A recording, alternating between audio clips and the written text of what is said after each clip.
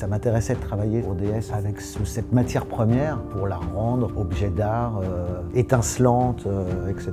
Ce qui est génial avec cette voiture, c'est qu'il y avait tellement d'inspiration à prendre, il y avait tellement de parallèles, il y avait tellement d'évidence entre le savoir-faire français en fait, dans lequel moi je suis tombé dedans. En plus mon père roulait qu'en DS, j'ai grandi dans des DS. De voir des aiguilles, des fils et des bouts de cuir, c'est vrai que j'étais agréablement surpris de découvrir cet univers un peu artisanal dans lequel je me retrouve. Mais du coup je suis beaucoup plus sensible en fait, quand on me parle évidemment de la qualité des peintures, des couleurs, de l'éclat, de la brillance. Donc en fait de valoriser une surface.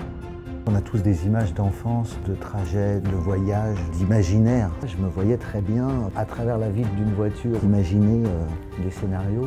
Et je me disais, mais c'est dingue, en fait, c'est vraiment un salon intérieur sur 4 roues. Donc en fait, pour moi, c'était assez évident. Ce cocon, cet espace intime à l'intérieur, on peut l'amener aussi dans un autre intérieur figé. Ce qui est sous le capot, mais qui est sous notre peau, c'est le cœur. Pour moi, le cœur de la voiture, le moteur, c'était vraiment la masterpiece. C'était un des organes essentiels. Ce fameux moteur, qui en fait, à un moment, c'est quand même une merveille technologique. Pour DS et pour défendre le savoir-faire français, on utilise de l'or.